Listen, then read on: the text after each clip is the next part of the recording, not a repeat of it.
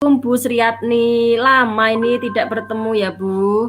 Waalaikumsalam Bu Nurul. Iya nih, lama kita tidak bertemu.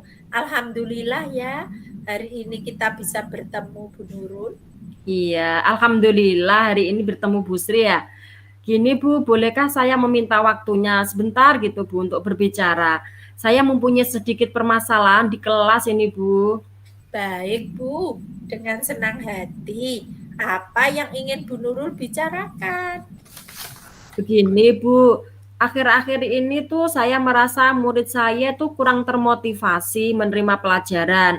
Dan saya merasa itu hasil belajarnya menurun gitu Bu. Lah, menurut Bu Nurul, apa yang diharapkan dari obrolan kita ini ya? Sebenarnya saya hanya ingin mendapatkan solusi Bu dari masalah yang sedang saya hadapi ini. Kira-kira menurut Bu Nurul, apa yang menyebabkan muridnya Bu Nurul kurang termotivasi dan hasil belajarnya menurun ya? Kalau saya pikir ya Bu, saya yang menyebabkan murid saya kurang termotivasi itu yang pertama adalah sekitar sebulan ini Bu, murid saya tuh sering saya tinggal karena saya kan sebagai pembina KSN di tingkat kecamatan. Nah, sebulan ini tuh saya membina peserta lomba di Kordik itu Bu. Yang hasil seleksi itu saya bina di Kordik.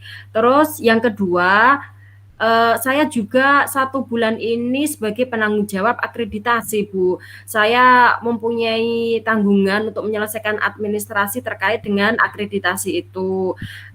Terus anak-anak itu di pagi hari itu saya terangkan sebentar tentang materi, setelah itu saya berikan tugas, setelah saya berikan tugas terus saya tinggal, Bu. Oh, begitu. Kira-kira Bu Nurul tahu nggak yang bisa membuat siswa Bu Nurul termotivasi?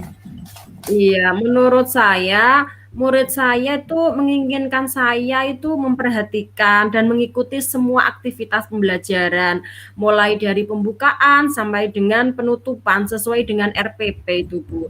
Nah, terus tidak ada, jadi mereka tuh tidak menghendaki saya itu hanya ceramah, terus memberikan tugas, setelah itu saya tinggal, seperti itu, Bu. Wah, begitu ya Bu. Menurut Bu Nurul, apa yang menyebabkan hasil belajar mereka menurun Bu? Iya, menurut saya, Bu, karena saya sibuk dengan tugas lain, saya kurang mempersiapkan kegiatan pembelajaran dengan baik. Saya kurang menyiapkan media yang membangkitkan motivasi mereka. Terus saya juga kurang menggunakan strategi belajar yang membuat pembelajaran berpusat dan menyenangkan bagi mereka. Sehingga dari hal tersebut, motivasi anak belajar rendah yang mengakibatkan hasil belajarnya juga menurun. Oh, menurut Bu Nurul sekarang strategi yang bagaimana yang bisa Bu Nurul gunakan? Kemudian media apa yang bisa meningkatkan motivasi dan hasil belajar mereka, Bu Nurul? Iya, yang pertama itu Bu, menurut saya harus mengikuti serangkaian pembelajaran yang seperti yang tertuang di RPP itu Bu, mulai dari pembukaan sampai kegiatan akhir pembelajaran. Berikutnya saya juga harus menyiapkan dan menggunakan media pembelajaran yang beragam Bu, seperti media dari YouTube, terus seperti artikel di blog atau tulisan ilmiah di internet, atau juga saya bisa menggunakan aplikasi yang sedang tren, misalnya saya bisa memberikan penugasan lewat TikTok, menyusun seperti TikTok atau reel di IG seperti itu, Bu.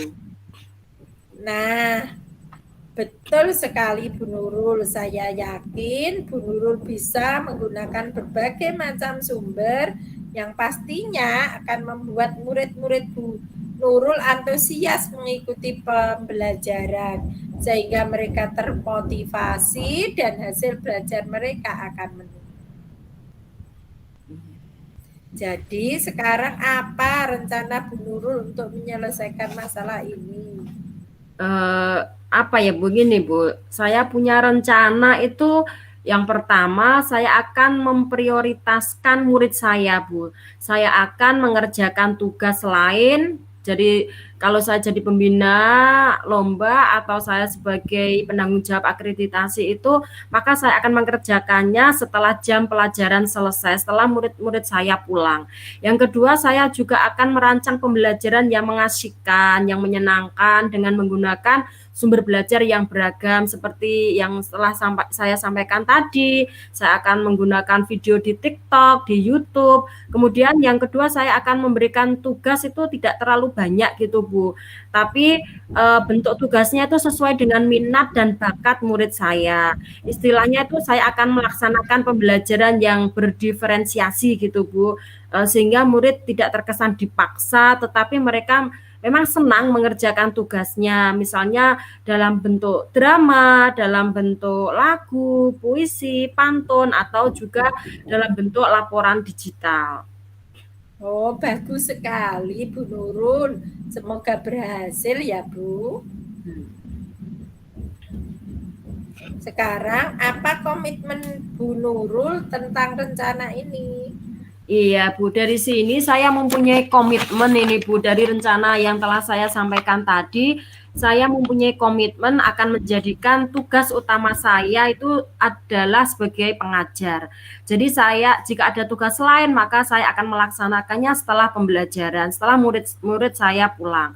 Saya juga akan selalu membuat rencana pembelajaran yang mengasyikkan, menggunakan banyak sumber belajar dengan eksplorasi materi sehingga murid-murid saya itu bisa menjalankan merdeka belajar dan saya akan membuat murid-murid saya senang dengan berbagai kegiatan eksplorasi materi tanpa ada unsur paksaan dan saya akan serahkan pemilihan sumber belajar pada murid-murid saya, Bu. Oh, begitu, Bu Nurul. Bagus sekali, Bu. Saya sangat mendukung. Semoga rencana-rencana Bu Nurul berjalan dengan lancar ya, Bu. Iya, terima kasih ya Bu Sriatni atas waktunya untuk sharing. Saya jadi lega ini Bu. Mudah-mudahan kita semua bisa menjadi guru yang selalu dirindukan oleh murid-murid kita ya Bu. Oh iya, Bu Amin. Nurul. Terima kasih. Sampai Iya, jumpa ya di lain iya, waktu. iya. Assalamualaikum. Waalaikumsalam.